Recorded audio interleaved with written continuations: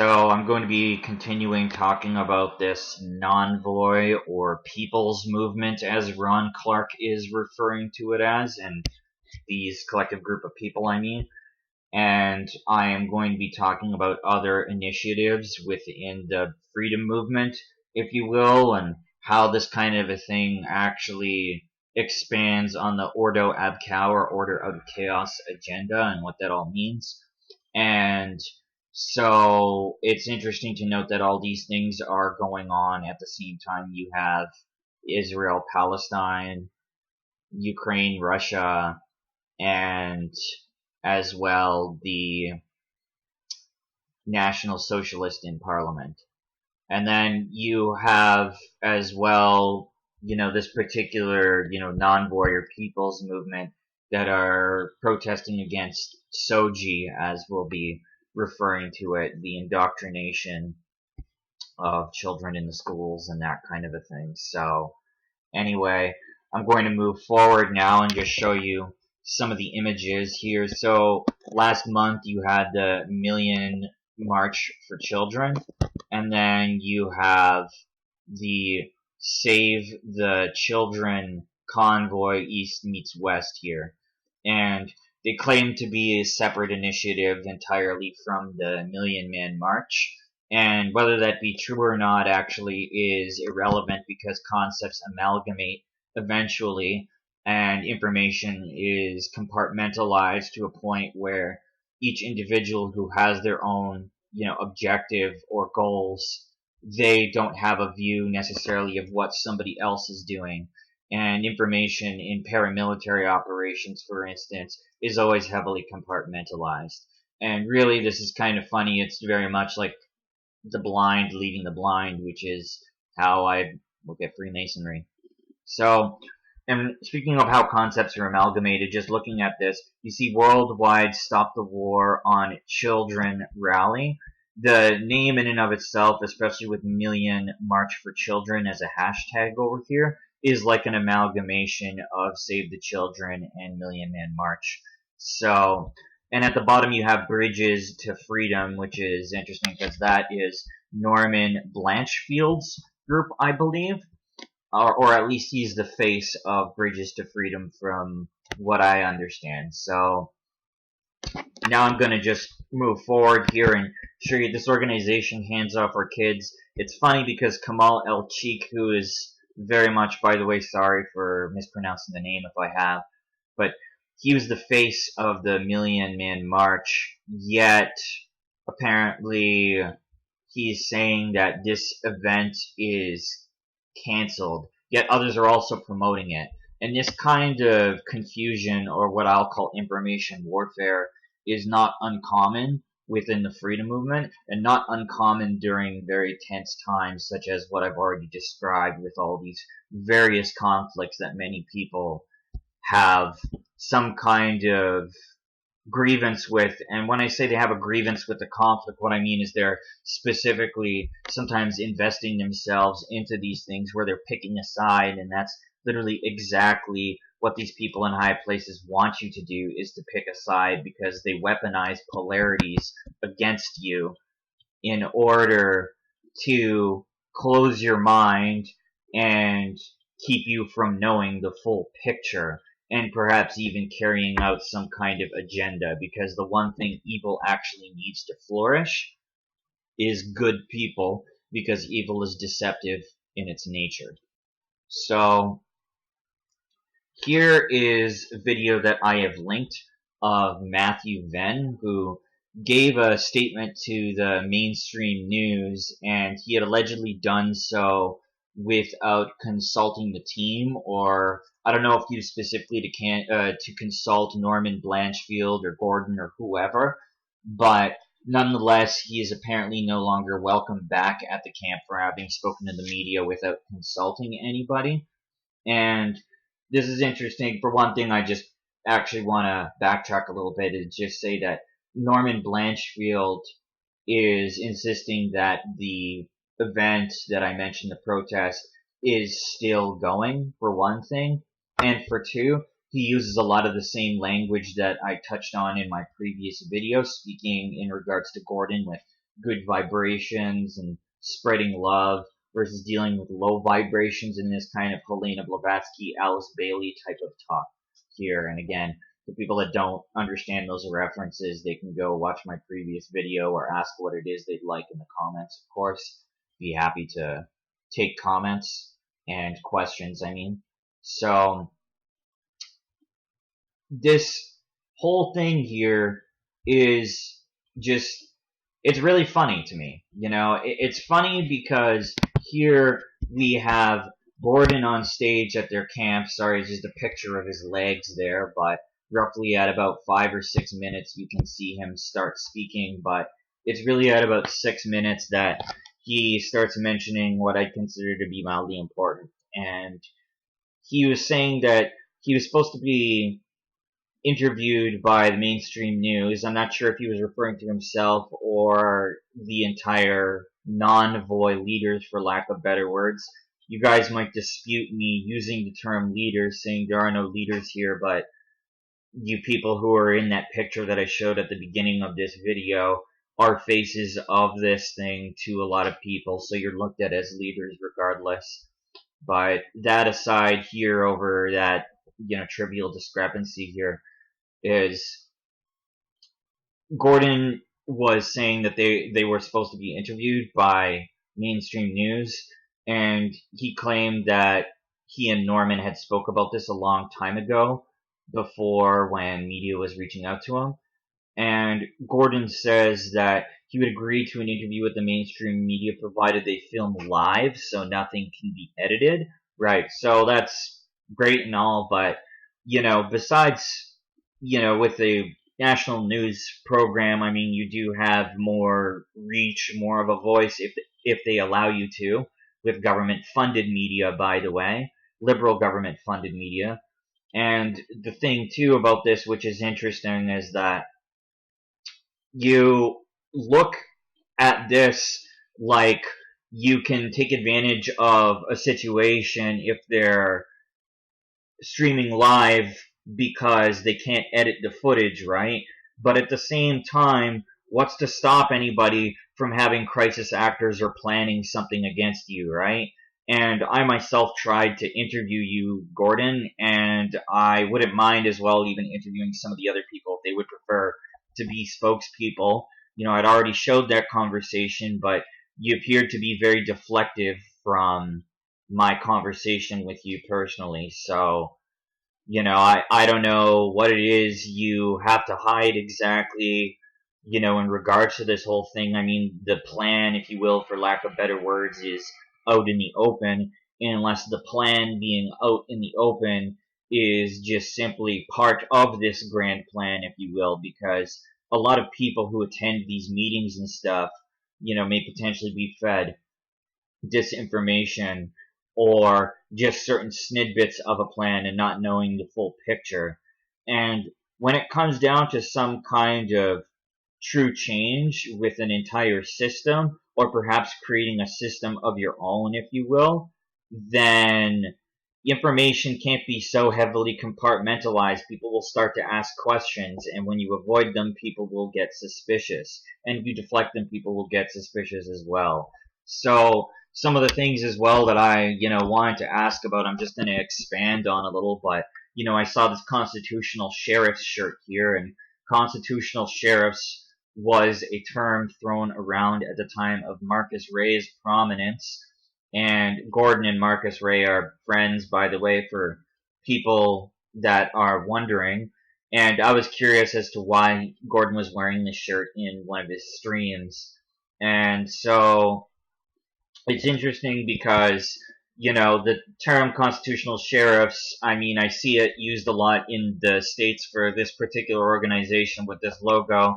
And maybe I'm overthinking things, but in a Ron Clark video, I also see, you know, a model of an eagle right there, and he's working beside Gordon, who was working beside Marcus Ray at the time of his prominence. So maybe this constitutional sheriff's thing is nothing. I'm just chasing a ghost or something, but, you know, it's just a question, concern, something that I have in mind that I felt the need to share. So now I'm going to move forward and talk about something called Gather 2030. So here is the blueprint here. The blueprint, no thanks. Gotta get through all this. So who's the leader? The spirit of freedom, whatever that means. Who is Maggie Braun? Is also something we'll be looking at. That's this woman right here. And as well, the formation of a new society, beautiful people, and, you know, what this organization appears to be about or what it is she's doing. And some of the things that are vague questions I have for her, that sort of a thing. And no, I did not reach out to Maggie personally myself, if anybody is wondering. But anyway, first I want to start off by talking about what is Gather 2030, or at least what is being told here, and then I will as well input some of my thoughts. So it says it's a collective project based on dialogue with thousands of solution-minded individuals. In this newsletter, you'll find a blueprint of winning strategies. And so basically, there's a few analogies and stuff in here. They taught us how to play checkers while they've really been playing chess and that kind of a thing. Recognition of what actually works and how our opponents operate can help us refocus our efforts on key priorities and winning strategies. And then this is circled over here, local action, national results. Our opponents know that local action equals national results. And they have a network of members and experts working through peer exchange, partnerships, create systematic change. And it's suggested here through this initiative that the same thing be done. And something called ICLEI is shown over here, which I will be, expanding a tiny bit on. It has to do with Agenda 2030 at its localized level here. And as well, something I will be touching on a little bit further is what CATCS is, the Community Accountability and Transparency Council, or Civis for Freedom. And it's basically, it says here it's based on the Swedish model of direct democracy. So this is interesting because I don't know too much about Sweden or their particular model, but a lot of the Gather 2030 initiative seems to be revolving around direct democracy in and of itself. And the thing is, this is a concept that is used and or twisted by the WEF. And just before I talk about the WEF, just some thoughts about democracy as a whole. Is that democracy and freedom are two different things entirely. And Plato was actually largely against that of a democracy because it was the final step toward tyranny. And how this came to be was that things start off as an aristocracy where a small group of people make the decisions, and then you have a timocracy where people start conquering things and claiming them as their own, and then you have an oligarchy where the rich are ruling, and then once everybody apparently wants that voice, the next step is democracy, which leads to tyranny. And when you think about democracy in these modern terms, whether you want to apply them to Plato or not, democracy and everybody having a voice is not the same thing as freedom when you have things like subliminal messaging and different marketing experts and that sort of a thing that are all working against your subconscious in order to influence your thoughts and what it is you essentially put out there, your thoughts, your material, everything. So when one controls your mind, you don't really have freedom. And anything that we've read growing up, things like 1984 or Brave New World, things like that were not built for us because these people, like, it's not to say you can't learn from those books, that's not what I'm saying. What I'm getting at is that it's almost like a script or a mantra for these people to follow, and these people are inherently very smart but also very egotistical, so they put their thoughts right out there for everybody, and they even, in their childish ways, explain what it is they're going to do to us or show us in generally a very obscure manner, and this is what I call revelation of the method. So now to talk about the WEF and how it manipulates democracy or direct democracy, this kind of concept.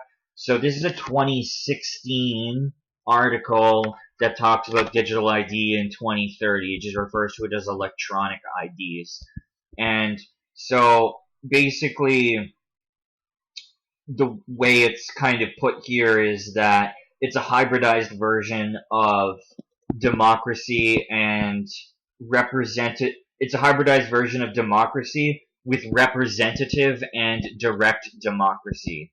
So with this hybridized version here, what you have is basically they explain voting here and the way it works, and then I'll give my thoughts is, even though I think voting is a joke, period, here in this world with our system we have, because people are selected, not elected, you can vote directly, or you can delegate your vote to somebody else to vote on your, basically submit your vote for you, right? And so vote delegation, it says, can be revoked or overwritten. So therefore, if you don't have the privilege to delegate your vote, how can you even, if you can't vote yourself somehow, how can you even, it's basically, it's a tyranny, right? You're telling somebody what they can and can't do. And some of the wording that's in this article here is kind of like creepy here, but it's accepting a United Nations and World Bank agenda. It says, try to envision a future in which the entirety of humanity is united by, say, a Facebook-like democratic community. It's like the United Nations, except the members will not be nations, it will be the people themselves. And what I'd like to ask you is whether the vision of united humanity is compelling to you, and what you be willing to do to make it happen. Okay, so,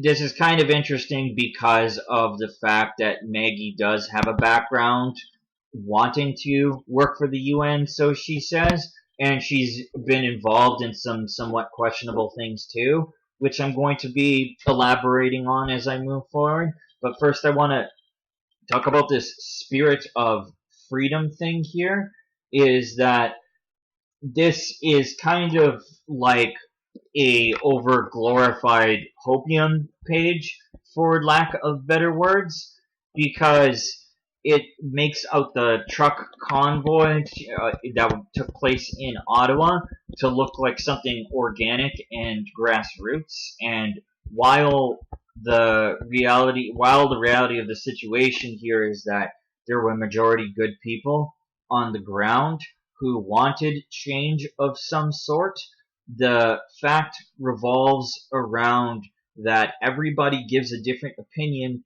who the leader supposedly is, whether that be Tamara Leach, Bridget Belton, Tom Marazzo, Pat King, whoever, right? The thing is, nobody ever truly knew who the leaders were, and I've covered it in several videos, but the Illuminati card game shows a truck convoy, and even in the picture on a sign that a trucker is holding, it says long haul on it, as in you're in it for the long haul. And so this idea is kind of subconsciously implanted into people of a convoy, or just like trucks almost like resembling freedom or something. And it's not like I have anything against truckers or anything like that. I don't hold anybody on a pedestal, whatever it is you've done in your life.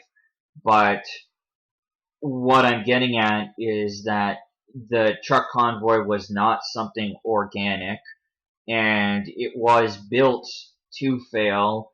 And a lot of people, unfortunately, they went there to protest wanting true change, and got their asses beaten down, for lack of better words. And the thing though is, I'm not trying to suggest doing something hard-hitting like a revolution, because while in this article the term revolution is used, and I'm not trying to accuse anybody of inciting violence, especially anybody who wrote this article. A revolution in and of itself is not true change. A revolution is simply bloodshed that might result in taking out a system, but a more tyrannical one takes its place. And so with that, in mind, you are not going to change anything unless you actually have a revelation of sorts. And I'm not being biblical when I say revelation. I'm just implying the fact that apocalypse in and of itself means unveiling or revealing. It does not mean destruction. And I'm all for a solution, don't get me wrong. However, the thing is the kinds of people that we are up against are the kinds of people that not only create problems, but create problems and then the orchestrated solution that follows. And these are the games of dialectics that they play, which is why they have so many different polarities of sorts, as I was describing again: Israel, Palestine, Ukraine, Russia, etc., etc. And then within the freedom movement, you have those that want political solutions and those that don't. So, and those that, think outside the box and try something a little bit different outside of the existing system, if you will, trying to build one of their own. So, in this article here, Beautiful People, right, which is essentially talking about a new society, if you will, the idea that I get from reading some of the pages on the Gather 2030 Substack is that it's almost like a parallel system is trying to be built, or they're trying to overtake the one that exists. And I'm not really exactly sure if it's some kind of amalgamation of both of those two things I said, or what it exactly is in those regards, but it seems very much like they're, not satisfied with what is going on in terms of coercive medical procedures that were taking place. And as well, it seems very much like they're combating Agenda 21 or Agenda 2030, whatever, at face value. But again, there's always more than what meets the eye. And so again, this national committee is what I will be taking a look at eventually, and as well Maggie Braun. So I just want to talk a little bit about Agenda 2030 and some of the things here that are covered that are actually very well done. I must say that the information here gathered about Agenda 21 and its history and local organizations are actually great, and that's why I'm reading this particular section here. And so in 1992, the year of my birth, by the way, is when Agenda 21 was, when Canada signed on to Agenda 21. It was Brian Mulroney who did, and the initiative was launched in 1992 as well. So, and it says that by about 2000, countries were governed in the directions of the UN, G7, G20, Council on Foreign Relations, World Bank, WEF, World Health Organization, and then in particular this one, ICLEI, which is Local Governments for Sustainability, essentially. And so they bought ICLEI into our town as a private consultant, and ICLEI is basically a localized UN, and money is funneled from the UN to ICLEI to the towns. In return, our local governments are counseled to invest public funds into private development goals and foreign investments, which all lead toward the sustainable development goals anyway. And then you have the Municipal Act in 2001, where local laws were rewritten. It says it initiated amalgamation, regionalization, and incorporation of independent, autonomous local towns into a private governing environment. And the Municipal Act converted the public mayor and made him controllable and answerable to the board of a private corporation. And the board determines their own code of conduct, sounds fair, with their own moderators. It means zero liability for all this, while the UN, or ICLEI in this case, steal everything right in your town. This is a corporatocracy, as said here, which is true. So all of these statements are definitely true, and it seems like this initiative is trying to kick ICLEI out of the equation, or kick them out of the townships, perhaps dismantle the organization. I'm not exactly sure of the direction, but I am going to talk a little bit about their initiative, or rather what is said. And so this is Jeffrey Gibson over here, and I'm sorry if I'm pronouncing his name incorrectly, but what I want to say is that the sign that they are asking, that he is asking people to partake in handing out, the sign is to be in every riding. This is what it says: shame on Parliament. Canadians declare non-confidence, which is like saying you're not confident in any of the leaders to run the country.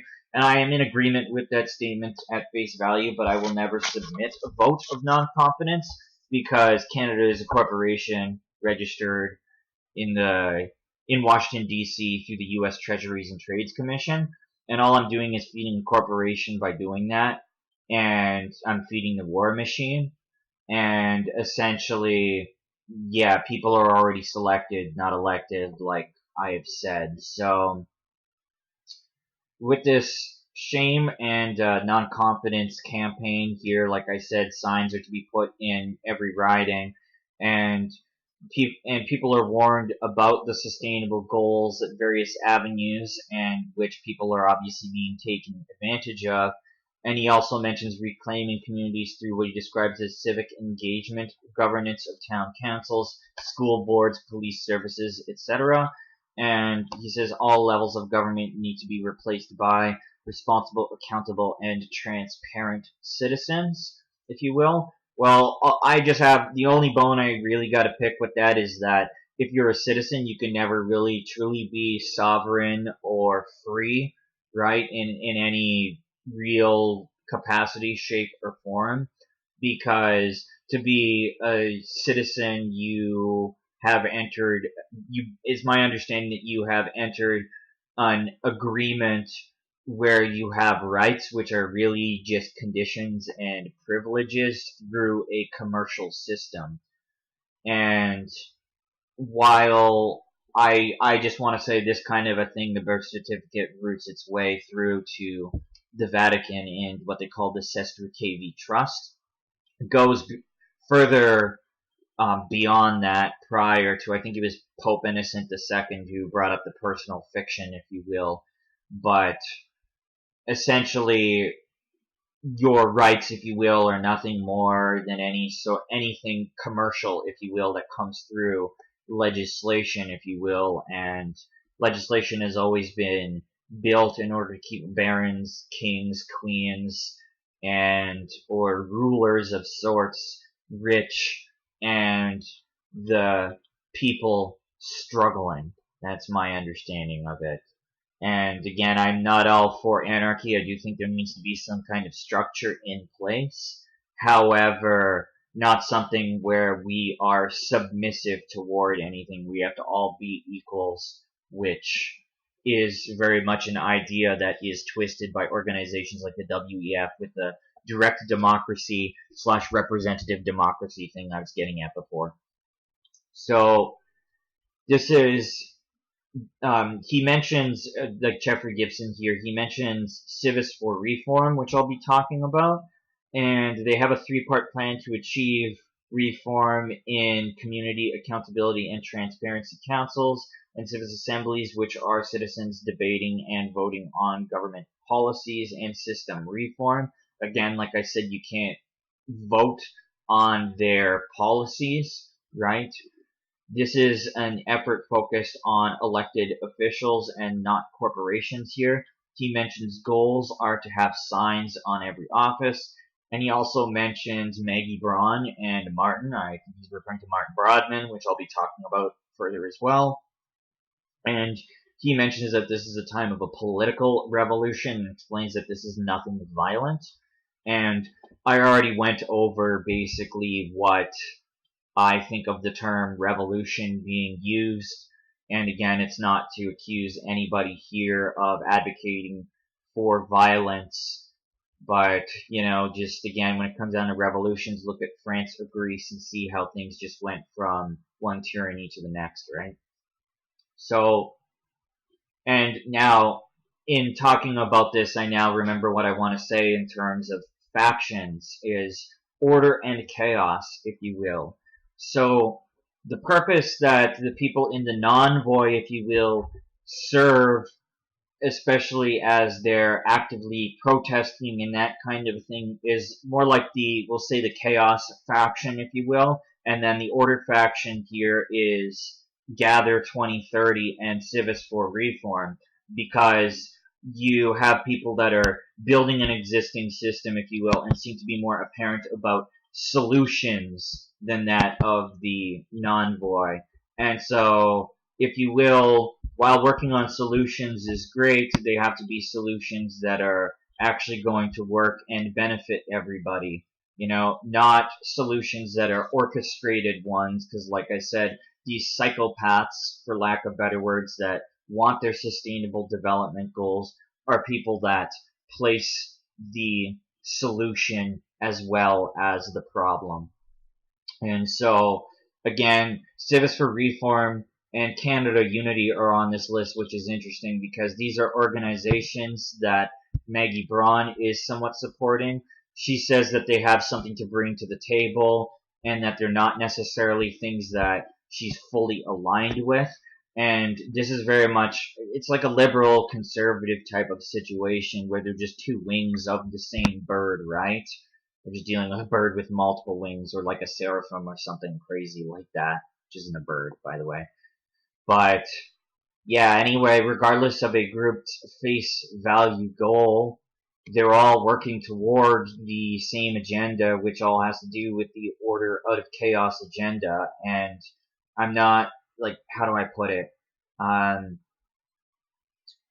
The system that we have in place was never built to remain in place. It was built to be dismantled or destroyed so that something new can be put in its place. Like I'm saying about people who want a solution, who create the problem and the solution.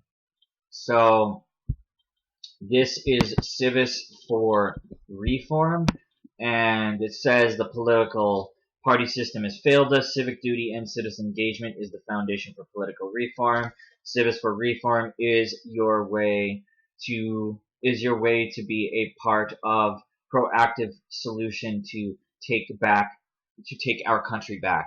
In communities across the country, citizen-led councils will be established, forming a national network of active Canadians. And the road to reform begins with each of us. Community Accountability and Transparency Councils, or CATCs, is your place to have your voice heard. Purpose is to reform the political system of our country, fostering a culture of civic engagement across all levels of society. All right, if you say so. And the two people here that are part of Civis for Reform or Civis for Reform, I don't know why I'm having a problem pronouncing that word, by the way. You have this guy, Mark Udashini, apologies for mispronouncing the name, and Martin Brodman, Martin Brodman was on the MOU in the truck convoy, which I'll be going over very briefly, but the MOU was an initiative launched through Martin Brodman, and then the other names that were on the Memorandum of Understanding were James Bowder and Sandra Bowder. So I'll cover that a little bit to give some history about Martin Brodman here. And then Mark Udashini, who seems to have been basically like an entrepreneur, and I think as well during the truck convoy he had a sort of role negotiating with police as well, or being one of the people to speak to them. So if I find that link, I'll leave it in the description. But anyway, yeah, with his background here, like I said, he is what a self-described serial entrepreneur, and one of those organizations, Nor Environmental Inc., is interesting because as we talk about playing both sides of the agenda, we see that Mark Udashini and Don Cruteau from Schonberg Industries, I don't know how to pronounce that there, sorry, Schonenberg. They built this kind of pod, if you will, during the time of the coercive medical procedures, if you will, so that people can apparently interact in these boxes of what looks like plastic. And it's like, so you're feeding one side of the agenda here, but then you're on Civis for reform and want to reform everything that's going on, and Mark Udashini is on the side of activists that were literally on the exact opposite side of this agenda that we see here. Now, this is, of course, puzzling to me. I mean, I think I see what Mark Udashini is doing, playing both sides, but this also puts into question some of his associations as well, and we can't do the guilt by association thing, can we? So I'll be talking a little bit about Martin Brodman and about Maggie Braun as well. So here, with this link that is coming up, we have the MOU, and with the MOU, if it loads, the following parties that are on it, the following names are James Bowder, Sandra Bowder, Martin Brodman. For the Senate of Canada, you have the Honorable George Fury, George J. Furet, I'm not sure how to pronounce that, and you have Mary May Simon, which is the Governor General of Canada. And so what happened is Canada Unity and the Senate of Canada and the Governor General of Canada, representing the federal government of Canada, they all form a committee, and the committee itself would represent itself as the government of Canada, which is interesting.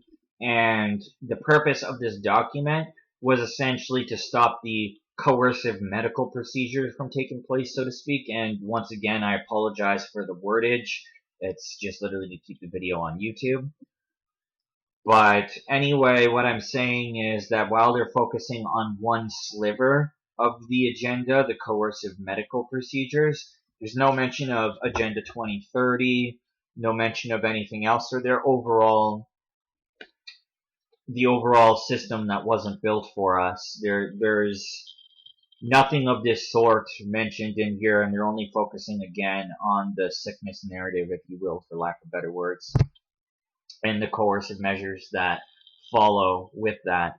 And so it said that 3 original documents were to be held on file for future reference in this memorandum, as one was sent to the UN Human Rights Council to President Nazahit Shamin Khan, and one to the High Commissioner for Human Rights, commonly known as the Office of the High Commissioner for Human Rights, or the UN Human Rights Office, to the attention of the High Commissioner Michelle Bachelet of Chile, and both organizations headquartered in Geneva, Switzerland, and Switzerland is where Martin Brodman is from, by the way. One to be Canadian Human Rights Commission, to the attention of Chief Commissioner Marie-Claude Landry, which is located in Ottawa. So, yeah, this initiative, of course, didn't go through, but I think it was interesting enough to mention, considering what Martin Brodman was involved with. And at one point, I did want to question him, as when I was very briefly in contact with Dallas Hills, I was invited to a meeting, and nobody had gotten back to me, and this meeting had Martin Brodman there, and I wanted to ask him a little bit about the MOU. But, you know, all in all, Dallas was just somebody who was either sent or came after me, I don't know, in order to distract me, and that sort of a thing, as he had me looking into dead ends or things that were of zero relevance, such as looking into the background of James Bowder, even though Dallas Hills knew him for 10 years, just being one of the prime examples. So, Maggie Braun, born New Year's Day, 1985. She lived in a jungle village in New Guinea until age 4. And she says that as a youth, I struggled to reconcile the doctrine that Canada was a free and a democratic country. It's not. It's none of those things, by the way.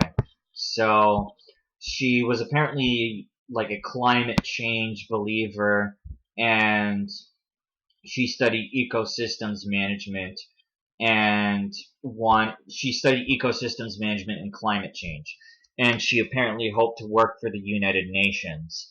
And so in 2011 she ran for the Canada Action Party, and as well following that it says she homeschooled her children, participated in small town projects, homesteaded, and served as president of the Canadian Action Party and the Terrace Community Gardens. Yeah, so that's interesting, other than the fact that one small piece was left out that I think is worth the question or bringing to people's attention. And using Wayback Machine to look at Canada Action Party's website here, it says, apart from having a child whilst here, I have volunteered with the City of Terrace for the 2050 vision, as well as for the community garden in the south end of Terrace. So Vision 2050 or 2050 vision is just another synonym of Agenda 2030. It's literally no different than any one of these things like the Paris Accord, or, it might have certain specific focuses, be it have you like at the Paris Accord mostly focuses on what they call climate change. Excuse me. But it's no different in terms of working on an agenda to have total control over our freedoms and liberties, thoughts, and whether we can eat or not. Control over tillage, livestock, that kind of a thing. So that was interesting to be left out, the 2050 vision thing for Maggie. And now, I've already spoke about Christine Anderson in another video, but it's interesting that she's going on tour in November, and that one of the very guests on tour is Maggie Braun. And then some of the others here, you have Eddie Cornell from Vets for Freedom and Pastor Henry Hildebrandt. So, yeah, it's interesting because, she works for the European Union, and the European Union is just on board the Sustainable Development Agenda, and you can pay overpriced tickets to go see her and meet her if you really want, I guess, but the European Union is literally no different than Parliament, and the little fun thing I want to say about the word Parliament is very much like how you refer to a collective group of fish as a school. Parliament is a group of owls. So, and naturally, I guess Bohemian Grove just kind of comes to mind there, even though it's in California. But anyway, side note. So, yeah, Trinity Productions, it says, was born in 2022, and the founders traveled to Europe as Canadian ambassadors to connect Canada with European allies, the freedom movement. This is an international agenda, and it said that the trip led to new relationships, including that of Christine Anderson. And I'm not sure who the person in the middle is offhand, but the person to the left with the curly hair, you have Stacy Cowder, and then the one with the hat is Bethany Nodwell, and so they are close with Christine Anderson. And then you see these are some of the other sponsorships, or those are some of the sponsorships while I showed some of the partners.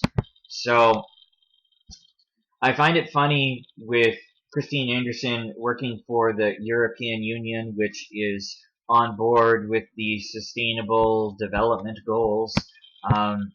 You have the Global Covenant of Mayors, as we're speaking about things on the local level. And Gather 2030, the website, is good for learning about, some of the history of Agenda 21 and and how it works on a localized level. It doesn't, to my knowledge at least, it doesn't really talk about how every town or city has what they call a climate action plan, which is like your township's Agenda 21, if you will. And so Global Covenant for Mayors, or Global Covenant of Mayors for Climate and Energy, that is the official name. You see they partner with ICLEI, which Maggie brought up, Federation of Canadian Municipalities, C40 Cities, and then this organization here, IUC North America, which the reason why I am going into this one here is just because they are an initiative that is basically it is funded by the European Union. The European Union has an initiative called the International Urban Cooperation Program, which has to do with the Sustainable Development Goals, Paris Agreement, and stuff that's said here.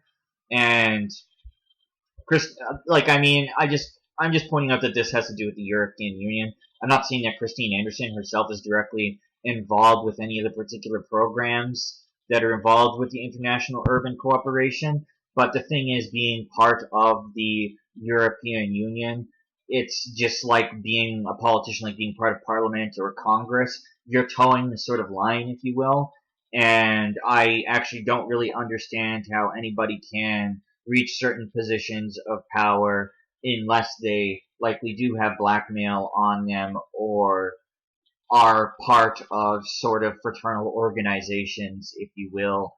So, yeah, just something fun. I just see the sort of circle here with Christine Anderson and Maggie Braun going on tour with her.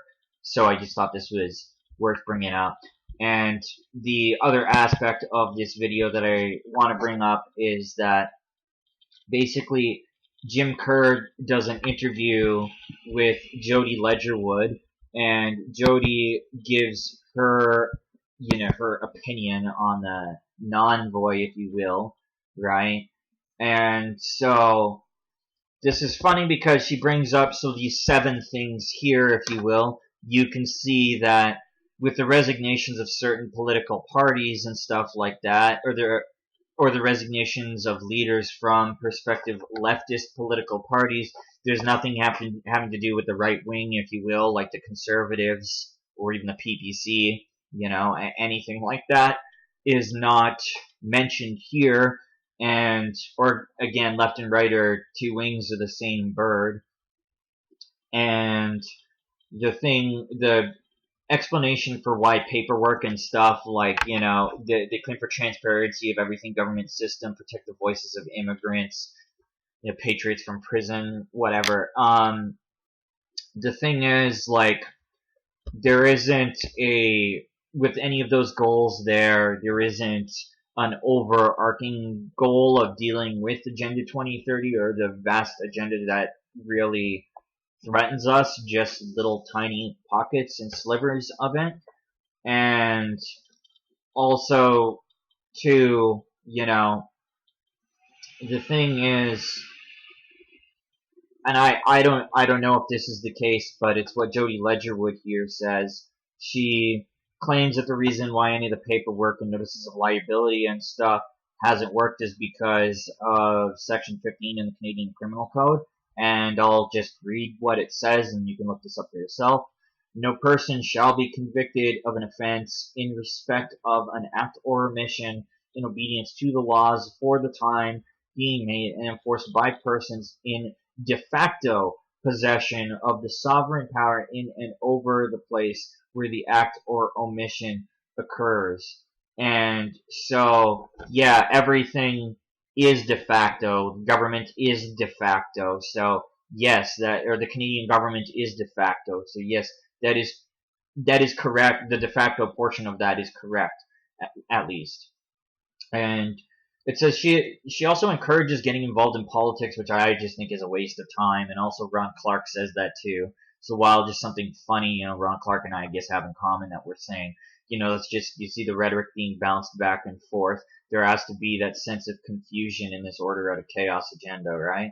And the reason why I am saying that is because, she's encouraging people to get involved in politics and she presents the fact that true democracy goes from the bottom up, but she says that this is a system from the top down, so it's not a true democracy, which, yes, that is true, but the thing is, it's almost like a direction toward this direct democracy kind of a thing, and this is the sort of a thing that, again, leads toward those digital IDs that I showed from the World Economic Forum in 2016, man. So, democracy is not something that is synonymous with freedom. they're weaponizing it, and truth can be weaponized just as well as fiction, right? Just very much like, this works from the two perspectives of, you have people that want weekend warriors, and then you have those that want revolutionaries, for lack of better words, right? And those are the ones that want revolutionaries are those that know how to weaponize truth the best, in my views, right? So if I were to say that if I was to say that voting in the Corporation of Canada feeds the war machine and everybody's your enemy, that was true up until everybody is your enemy. So that's a matter of steering truth and weaponizing it in such a way. So yeah, so it sounds very much like there is a push for direct democracy all around here in some way, shape, or form, and even from the Nonvoy side of it, if you will, they even want a system that works from the bottom to the top, if you will. And so when you have that idea that I showed you with the World Economic Forum article, representative plus direct democracy, that's almost like setting the stages for digital ID. And again, this kind of dualism you can see with Great Reset versus Great Awakening. And I've already kind of covered that in my previous video, those sort of thoughts. So people can again ask me what they want in the comments or watch my previous video, whatever. I'm indifferent. So anyway, another fact that she does bring up is she says that people have denied Marcus Ray's involvement, yet in an email thread with about 118 people, Marcus Ray was on that thread, and he's in a private Facebook group that has all of these emails. So, and also Jody says that D4F leaked the plan, like I showed in my previous video, and Gordon claimed that it wasn't the plan, right? And again, it doesn't matter what you throw out there, whether aspects of the plan be true or fictitious. It's really just about planting ideas in people's subconscious, because when people are recruited to protest or asked to protest or partake in peaceful movements, if you will, what happens is dark people behind closed doors or handlers and stuff, what they're thinking in their minds is, how do we bring an audience, is what they're thinking. So these people are trying to recruit an audience, right? And then there are a few people that are recruited to carry out some of the measures and things that likely we won't even hear about, and or things that lead toward us being distracted, staged arguments, that kind of a thing, right? So yeah, as well, something that Jody Ledgerwood had done as well, just on a side note, is she apparently attended a Sustainable Development Goal Summit with Chris Vleck, which has the FTM report, and which you can look that up on Rumble. She basically went in with what she claims is her best professional attire, and pretended to be all for wanting to do something about climate change. So I'm not sure if the meeting was a private meeting, or what the circumstances were for how her and Chris got in, if I'm honest with you. This is just me kind of paraphrasing what I heard from that video.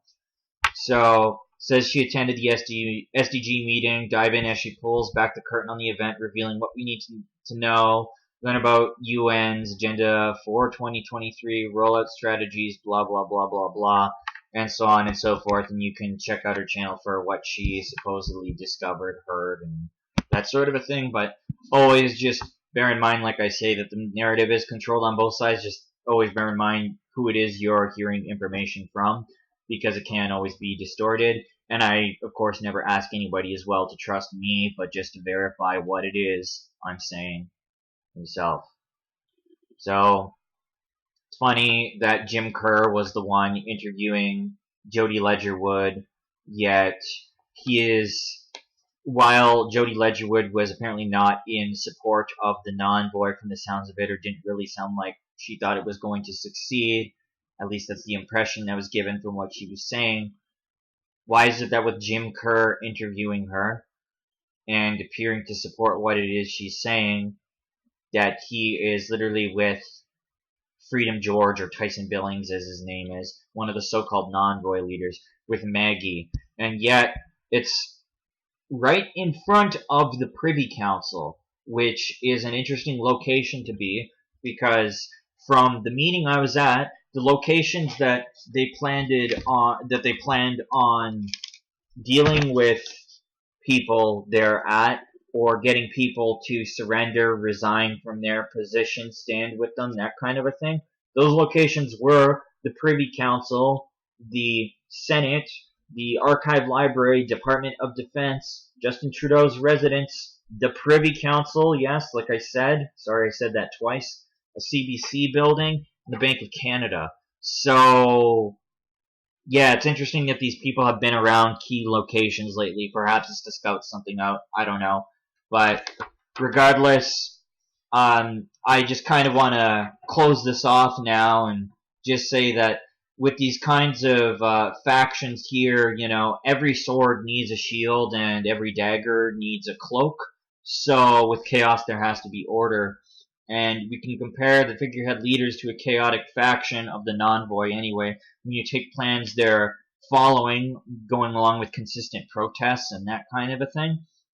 And then Civis for Freedom and Gather 2030 seem to be building a sort of parallel system of sorts, or building something that involves this direct democracy kind of a thing, which to me is kind of concerning because it's really the start for an organization like the WEF, like I was saying, because these people put a solution in place of the problems in which they create. So, yeah, by all means, everybody, I wouldn't be here if it wasn't for you, for the things people were sending me, and for words of encouragement. So actually, I just want to thank everybody for watching this video and supporting me for as long as you have. And please feel free to get back to me here through the comments, or find me on Facebook at Matt Unseated.